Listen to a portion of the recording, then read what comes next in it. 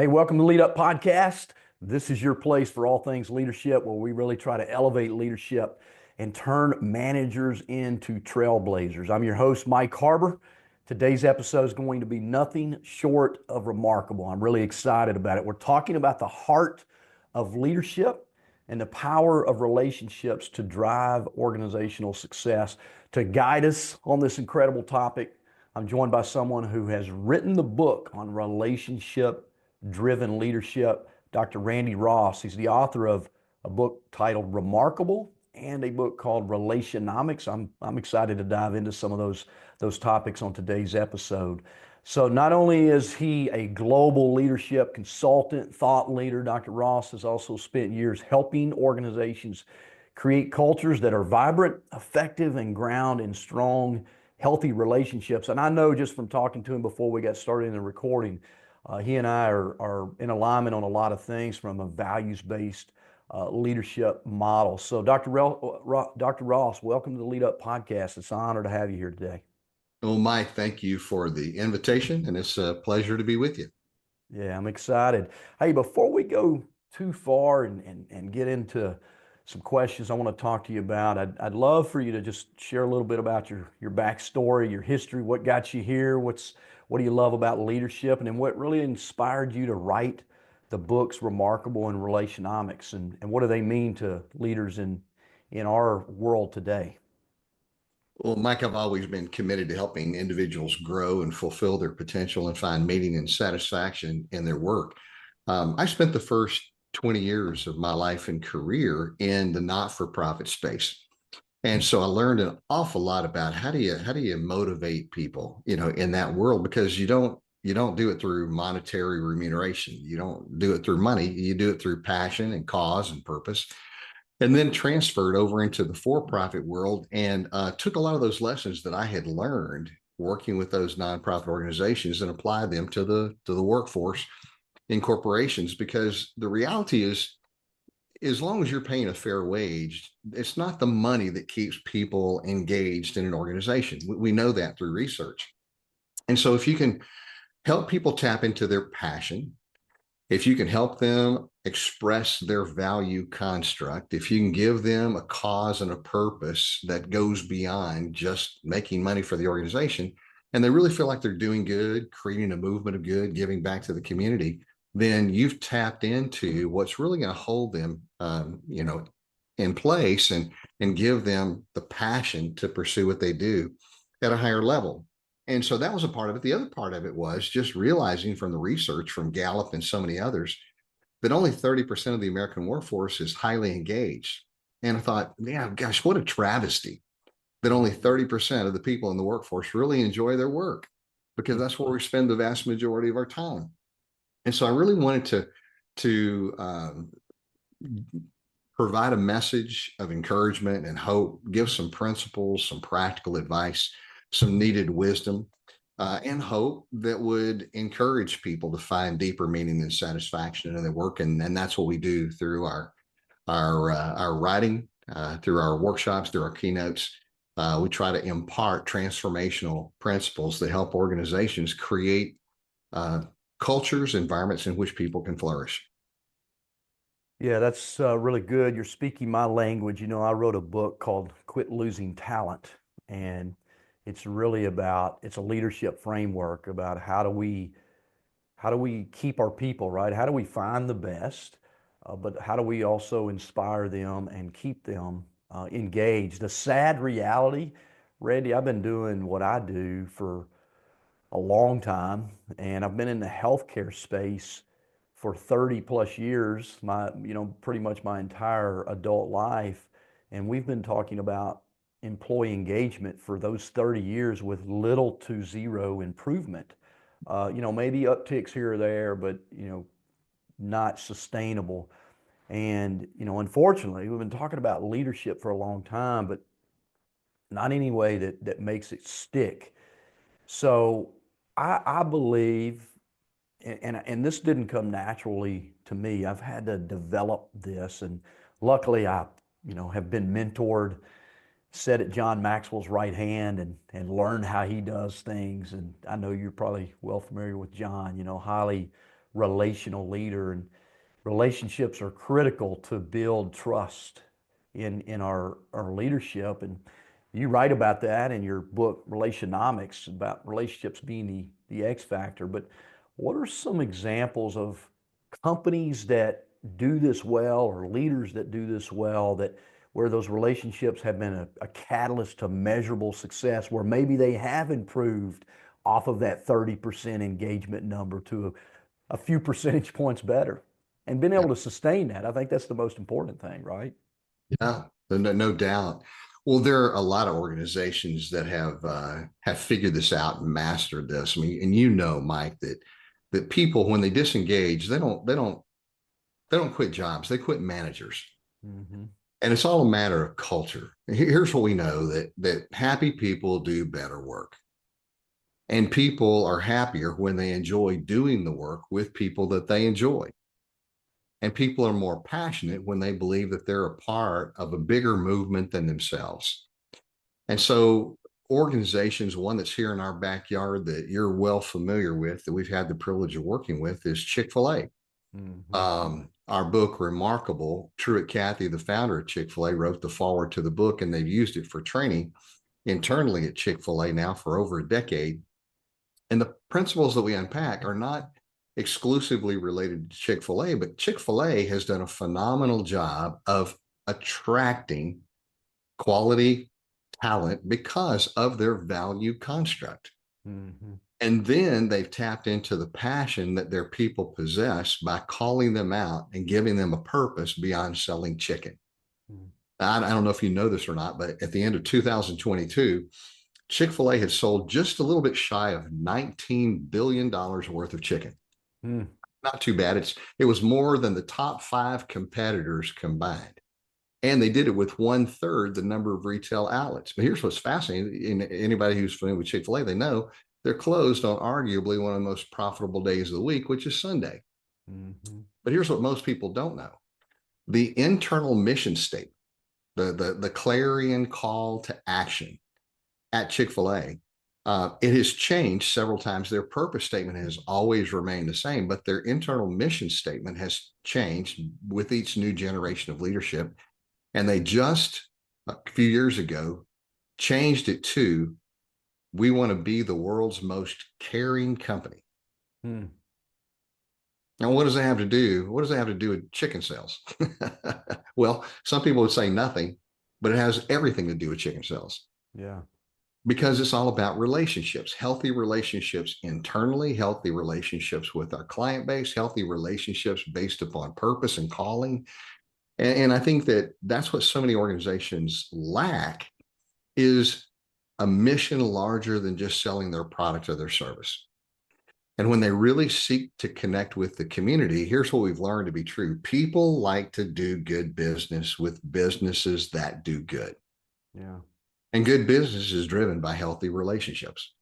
Yeah. I talk about Chick-fil-A a lot in my work with healthcare leaders.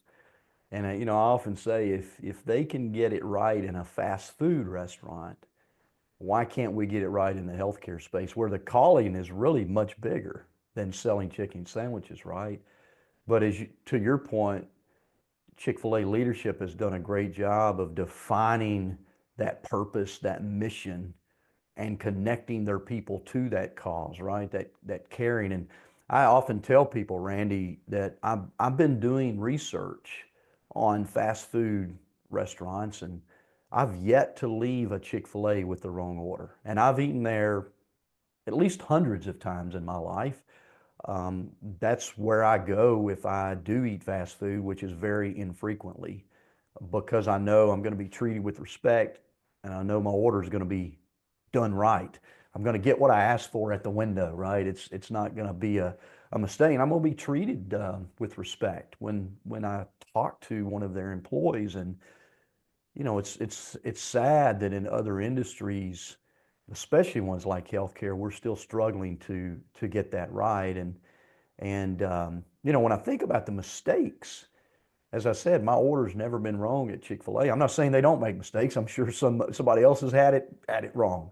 But unfortunately in America, there's 300,000 plus deaths in America due to medical mistakes, which is a sad thing, right? I mean, because we want to be able to trust our healthcare more than we trust our fast food, right? I mean, we should be able to do that, but it's really about values and really getting people connected to those. I write about the first chapter in my book, Quit Losing Talent, is target check your values. Know what they are, but also make sure everybody knows what they are and what those mean and how do we show up and how do we work and how do we deliver our service, right? That's really what it's all about.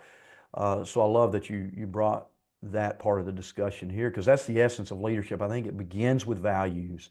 Too many companies, too many leaders, we focus on the task, but we don't focus on the values of how we do those tasks oftentimes.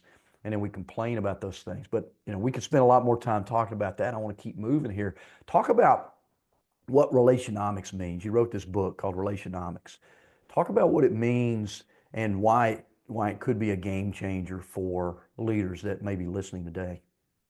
Well, the word itself is sort of self-explanatory. It's a word that I had the privilege of making up, right? As an author, you can do that. So it's a mashup of relationships and economics. And it's just an assessment of the power of healthy relationships to drive good business. Beyond a fiscal transactional analysis, it's about how do healthy relationships create the kind of environment in which people can thrive? Because we know people thrive in relationally rich environments. And to your point about healthcare, that should be one of the sectors among all sectors that demonstrates a high degree of connectivity and empathy, care and compassion. I mean, it should come with the territory.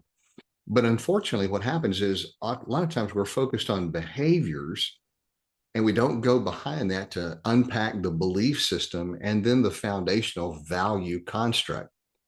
So in relationomics, what we talk about a lot in all my work is the foundational principles of axiology, which is a strain of philosophy that's about values, value constructs, and value creation. And essentially goes all the way back to Plato, Socrates, and Aristotle, but it's about virtuous cycles. And at the heart of axiology is this question: what is good and how do you define it? And more importantly, how do you create movements of good in organizational life? So Remarkable, Relationomics, Fireproof Happiness, my latest book, Make Life Good, they're all about helping people unpack and apply these principles, powerful principles from the field of axiology that move not only their personal growth and maturity, but professional lives forward as well. Yeah, that's good. So when we think about relationomics and we think about economics, we all want to improve our economic standing, right? And hopefully we all want to improve our relationships. So what are some building blocks that leaders could apply today to begin to build their relational equity, their relationomics in their team? Let's not even talk about the overall organization because I think it begins right here with me, right? That's what I try to teach. Sometimes, yeah, culture is driven from the top, the CEO, but it's really made to happen on the front lines, right? With those frontline leaders. So let's talk to that frontline leader. What are some practical things, building blocks they can do to begin their own relationomics? Well, there are a lot of things that they can do. First, they need to identify and eliminate any toxic behavior. Mm. And toxic behavior can be anything from self-protection, self-promotion, self-interest. Within themselves, right? Is that what you're talking about? Absolutely. Yeah. Yeah, thank you. Because I think one of the things that we often lack in corporate circles is just the simple concept of humility. Mhm. And what does that look like? How can you be a servant leader? Why are you there? Mhm. Is it for your own self-interest and self-promotion? Or are you actually there to help people grow and mature and find fulfillment and meaning in their work? And again, that's part of that managerial responsibility to help people connect their personal passion to corporate objectives. I think it starts there.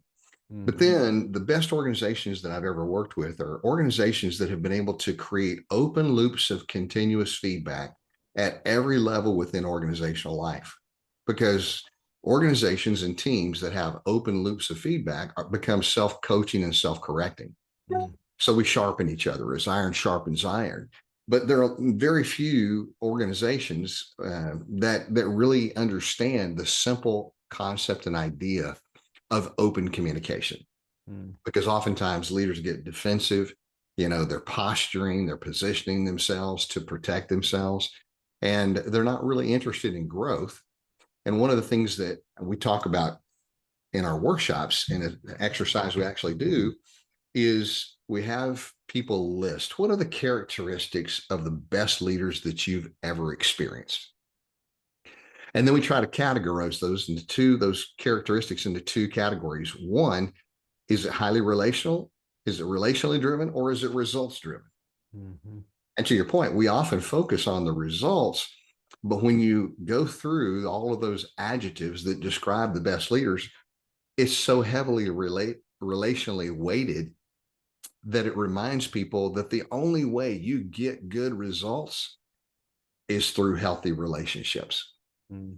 And so just that awareness alone, that it's the team dynamic that really is going to drive productivity. Yeah, I love that. I'm a big fan. I'm a former military guy, so I'm a big fan of, great military leaders. It's really where my leadership growth began. I naturally gravitated toward leadership roles as a young man, but I wasn't a good leader. But I learned, from good leaders in the military, and not that I'm a historian, but I like to learn from leaders. And there's a gentleman. His name was Hal Moore. There was a movie made about him called We Were Soldiers once, and Young and Mel Gibson played that. But got several books from Hal and about his life, and his job was to take young men into Vietnam, right, and probably die, and many of them did. And but there was a result, and he was very driven toward the result. If you watch that movie, it's a great portrayal of his life. You read his books, very driven toward a result, and oftentimes a result that maybe was going to end in death, but highly relational, like highly relational, and was able to get young men to do things they didn't, none of us want to do, right? None of us want to do, but because of that relationship and that trust and that fatherly figure and his belief and his faith in them, all of those things, right? They would do things for him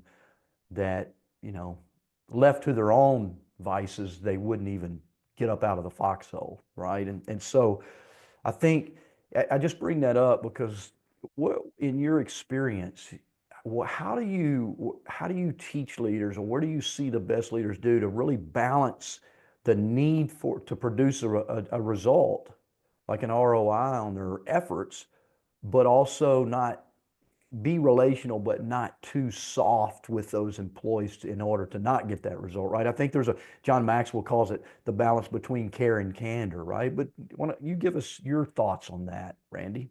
Yeah, care and candor, truth and grace. There's a balancing act, but you never back away from the results. There's a clarion call that we're here to produce, and we're here to produce results. And it's a matter of, rearranging the raw resources that we have and working together to provide something for our customers, our clients, that's going to improve life. It gets back to this. I ask the question often, what's the purpose of business? Mm-hmm. And most people say, what's to make money? And I fundamentally disagree. I don't believe that's true. I think the purpose of business is to improve the human condition. I think the purpose of business is to provide a service or a product that makes life better, Mm. to create value for individuals. Because here's what I know to be true, Mike. People will gladly pay full price for those things that they deem bring true value to life. So it's not a matter of just making money. It's about making life good. Yeah. And if we as individuals believe that we're a part of a process and we're involved with other people who are committed to create a movement of good and do good in the world, we're much more passionate about that than just making more money for a corporate entity. Mm-hmm. So I think a lot of it begins just with that mindset of how can we coalesce people around a cause or a calling that gives them a sense of meaning and significance in life. And I think that's a big part of it. Again, connecting personal passion to corporate responsibility. When we do that, then we have an energized workforce. What are some practical steps you recommend leaders to be able to do that, to draw them to that common cause or that, that thing outside of themselves? How do you coach and train leaders to do that? Well, you mentioned one of the fundamental words just now, coach. I think every leader needs to learn how to be the very best coach they can possibly be. And that means understanding coaching conversations. It means that you have to understand how to affirm and compliment people well. You have to express curiosity when it's appropriate. You have to express concern and even corrective action when necessary. But a part of that comes in being able to not only provide good feedback and receive good feedback, but constantly ask for feedback. And this is one of the, I think, fundamental flaws of most leaders. They're really adept at providing feedback, but they very rarely ask for feedback from those people that they lead. Mm, That's a real miss yeah. because if you ask the right question and you listen intently, your spouse will tell you exactly what they need to flourish. Mm, If you ask the right question and you listen intently, your children will tell you what they need to flourish. If you ask your clients and your colleagues and your team members, what is it that you need from me as your leader? What can I provide to help you flourish and increase your capacity? They'll tell you. mm, But leaders don't often ask for feedback. So the first thing I would do is aggressively seek feedback. And here's a little simple idea. Those who are listening, who are involved in corporate circles, are very familiar with a 360-degree feedback process. mhm. It's a very time consuming, very elaborate, very expensive process because we have institutionalized something that should come naturally. Yeah. So if you want, here's what I call the poor man's 360. At any time, sit down someone that you trust, they have your best interest at heart, and ask them this question. Mike, what is it like for you to be on the other side of me? How do you experience me? I mean, what do you see in me? How can I improve? What more can I do? How can I serve you? What can I help you with? If you ask those kinds of questions, and the first time you ask it as a leader, you're probably not going to get a completely candid answer because people Yeah. are afraid of punitive measures. If I really give him, if I really tell him what I think, will he take any action against me? Right. But if you ask that question regularly, and if it becomes a part of the fabric of the organization, and you receive that feedback well, and you show that you're attempting to grow from that feedback, it's amazing what that will do within organizational life.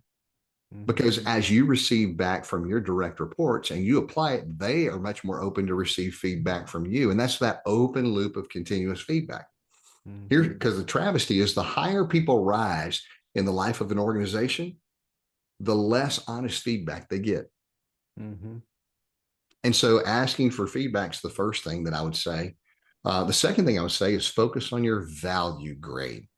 And people are always concerned about their pay grade, but I challenge them to be concerned more about their value grade. What value do you bring to the organization?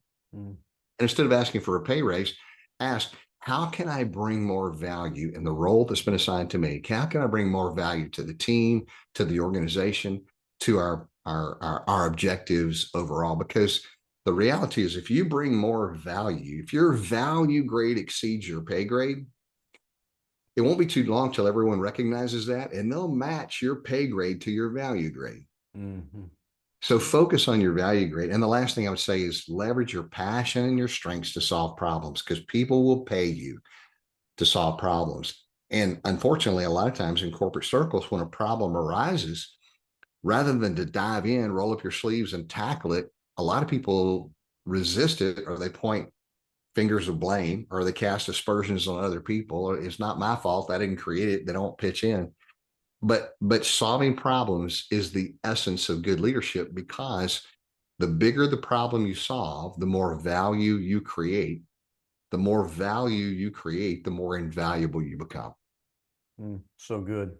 Lots and lots of good stuff there. I love the idea of asking for feedback, right? But going one step further, and you alluded to it a little bit, I write about it in my book, Respond to Feedback.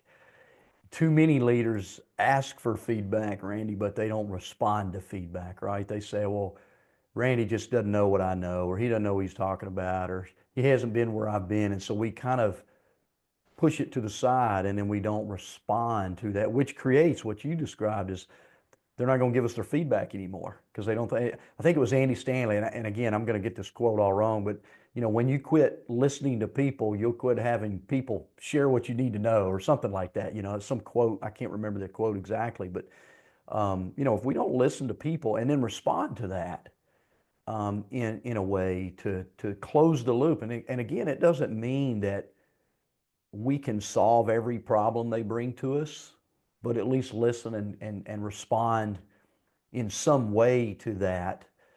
As a leader, they'll continue to get more comfortable bringing and answering that question when we do ask for that, right?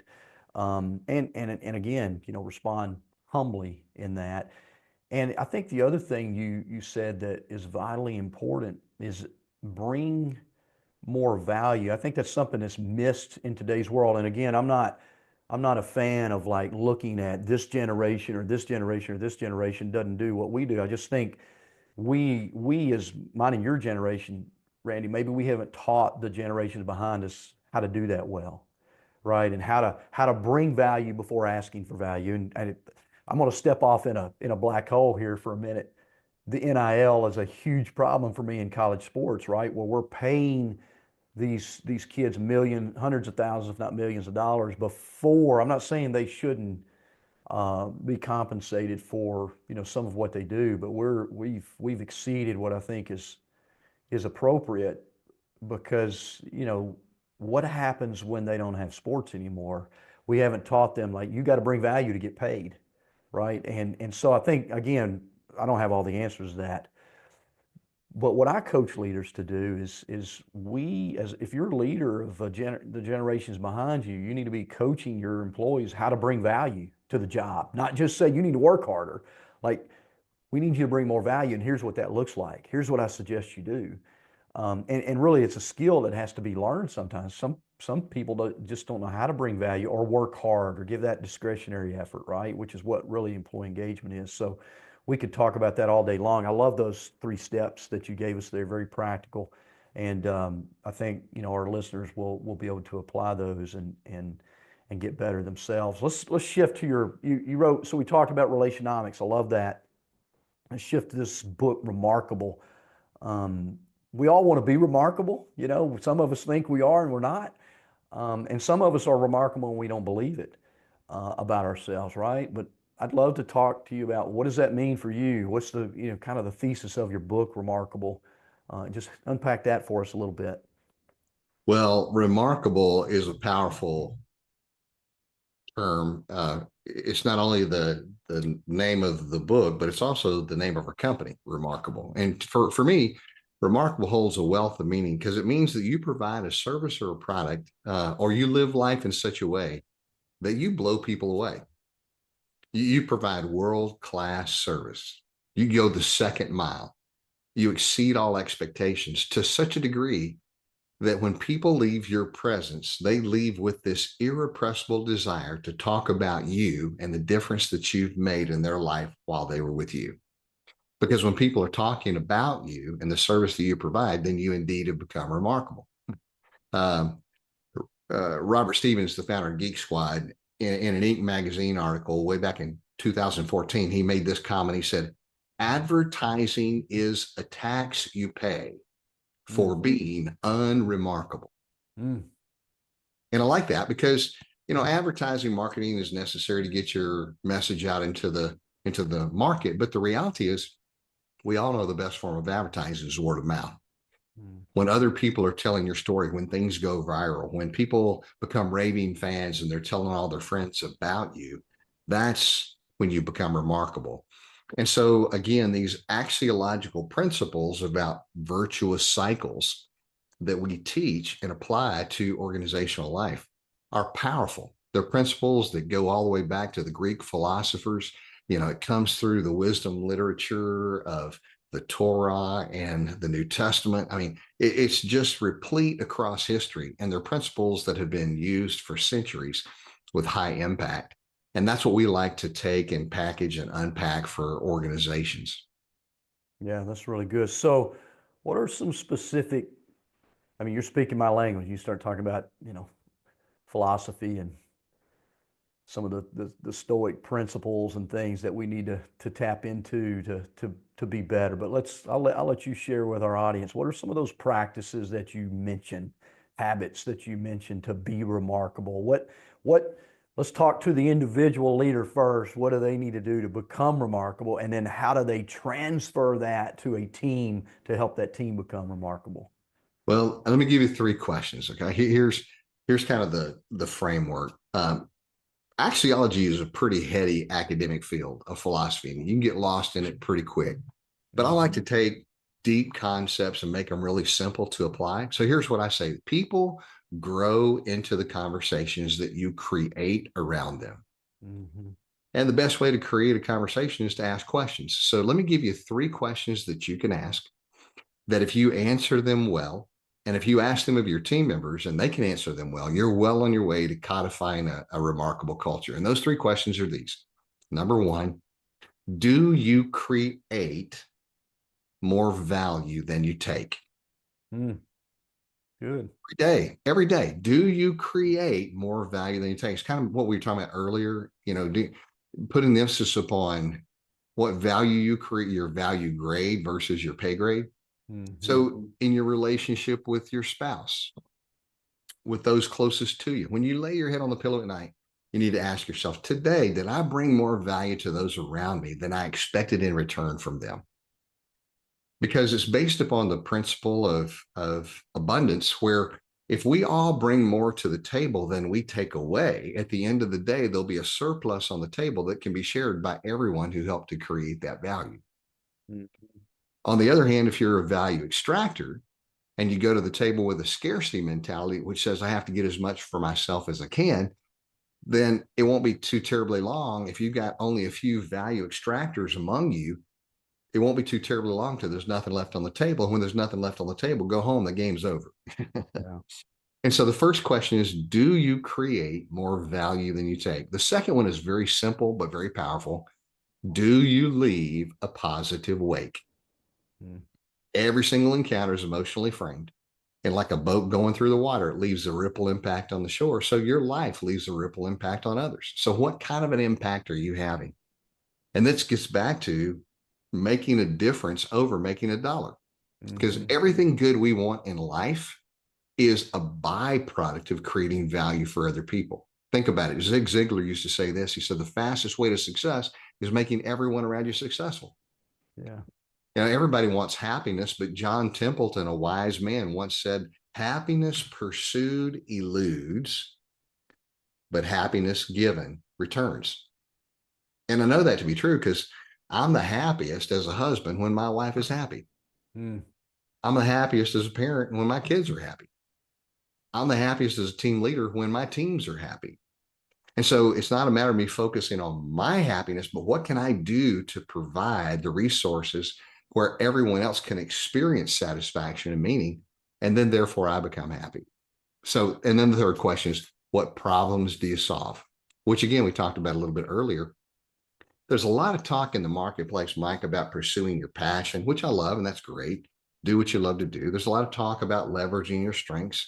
Marcus Buckingham's Strengths Finders, all that. I love that. Lean into your strengths. But here's the issue: you can pursue a passion, and you can utilize your strengths, but the purpose is, what problem are you solving? Mm-hmm. Because you can pursue a passion and you can leverage your strengths, but if you're not solving a problem, what good is that? And so the essence is, what problems do you solve? And the thing is, in organizational life and personally, you need to look for the biggest problems you can find and solve them. So those three questions, when you answer all three of those questions in the affirmative, are you solving problems? Yes. Are you leaving a positive weight? Yes. Are you bringing more value? Do you create more value than you take? Yes. Then you're well on your way to creating a remarkable culture, a remarkable atmosphere, a remarkable team dynamic. Yeah. Took me a while, unfortunately, Randy, to learn some of that. I always reference back to Zig's quote, if you help enough other people get more of what they want, you'll get a whole lot more of what you want, right? That's about creating value That's right. before asking for something, right? It's the law of connection John Maxwell teaches. Connect to a person's heart before you ask for a hand. Yep. And it took me a long time to learn that, unfortunately. I had to grow into my leadership, which the reality is most of us do, right? I mean, we all hear the term that person's just a born leader. Now they have some characteristics that they're born with, but I think the greatest leaders, not saying I'm a great leader, but I think the greatest leaders grow into their leadership, right? And you have to, one, create that self-awareness. Be humble enough to just say, okay, I don't have it all figured out. I need to create that self-awareness. Be willing to, as you mentioned earlier, get rid of any limiting beliefs, thoughts, behaviors, habits that I have first before I can really, teach, coach, guide someone else. Because if I've got a habit in my own life, and look, I learned this early when I was in the Army. I was probably 25 years old. Randy, I've kind of always had a pet peeve because of the way I grew up. I grew up in a home where couldn't really trust the two people I should have been able to trust most in my life. And so when I left home, I was always I'm gonna do what I say I'm gonna do because I couldn't trust the people in my life to do that. But when I was in the Army, I was 25 as a young leader, and I had somebody I was leading call me out on that because I was asking for something I wasn't also doing, and changed my life. I was 25, it's 20, it's over 25 years ago now. But I'm not saying I've always done that perfectly, but I've done it better since that one person. And I outranked that person, right? I had rank in the military. You got rank, but that person had the courage to say, hey, Mike, you're asking us to do something you're not modeling, and we can't follow you that way. And I needed that. I'm not going to say I was humble back then, but I took the lesson, and did something with it. So I think we all have to do that as leaders. I'm a big believer, Randy, that it really in order for us to lead well, we have to create habits of good leadership, which means we've got to examine the habits that we have first of all and say, okay, that habit is not really impactful, or it's negatively, it leaves that negative wake, right? What's the habit? And we can't just say I'm going to get rid of that habit. What's the habit I'm going to replace it with? So that brings me to my next question for you. Or what are 3 or 4 habits? Let's give 4 habits. We're in the first quarter of 2025. I'm a believer that, we need 30, 45 days. I actually teach 40 days. That's just biblical. We need 40 days to really transform a bad habit into a new habit. So what are 4 habits you would say this year that leaders could work on, one a quarter, to really transform their relationships and their identity into being a remarkable leader? That's a great question, Mike. And I'm going to sidestep it ever so slightly because I'm not going to give you 4. I'm just going to give you 1. But here's what I want you to do. Any leader who's listening, um, I can give you what I think is important, Mm-hmm. but ask your people what they think you need, Very good. because that's what you need to focus on. It gets back to, asking for feedback. I'll tell you, I'm a big proponent of one word goal setting. Mm-hmm. And so at the beginning of every year, I choose one word that I want to focus on, and I focus on that one idea, that one concept until I feel like I've mastered it. And, it usually takes a whole lot longer than 3 months. It may take 6 months, or it may take the entire year. I'm still working on some for 40 years, Randy. What you Yeah, exactly. Exactly. Because I think sometimes we get so distracted and get overwhelmed because we try to take on too much at one time. So let me just give you my one word for this year, because I think that if I can master this, then many, many other things will fall into place. And my word for this year is I choose to express gratitude. Gratitude is my word. Um, Gratitude, I think, is one of those powerful, powerful concepts that it it allows us to create more of an atmosphere of contentment. Mhm. It allows us to affirm and appreciate the people around us and see them in a better light. Mhm. It combats negativity. It mitigates anxiety because it's hard to express gratitude and at the same time hold resentment. Yeah. And so gratitude for me is the big word for this year. And then anything beyond that is going to be gravy. But if you're asking your people to think through what they need to focus on, the best way to do that, I first time I ever sat down and asked my wife this question, baby, what's it like to be on the other side of me? I, we went out to a nice fine dinner, tablecloth, candlelight, and I thought this is a great question, and I wanted to see what it would be like to get her feedback. And to her credit, the first 5, 7 minutes, she just lauded me with praise and all the good things that I did. But then, Mike, she took a hard left, Mhm. and for Been the next there, been there. 2.5 hours, she offered me all of this advice on how I could be better. Mm. But I'll tell you this, that one question, what is it like for you to experience me? What's it like for you to be on the other side of me? It's saved my marriage. Mm. It's drawn me closer to my kids. It's made me a better leader. If we just have the boldness to ask that question and like you said, receive and respond to that feedback, that's the secret and the essence of leadership. Because let's face it, we all have blind spots. And blind spots are those things that other people see in us that we don't see in ourselves, Mm. and that's where we need to close the gap. Not to say that everyone in the world, you got to receive everything from everybody all the time, but I can tell you this: that sometimes even your worst critic can become your best coach. Mhm.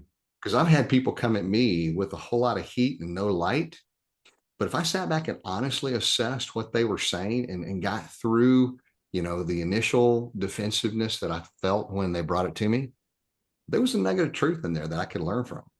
Yeah. And if I had the maturity to dig it out and polish it, it was invaluable. Mm. So good.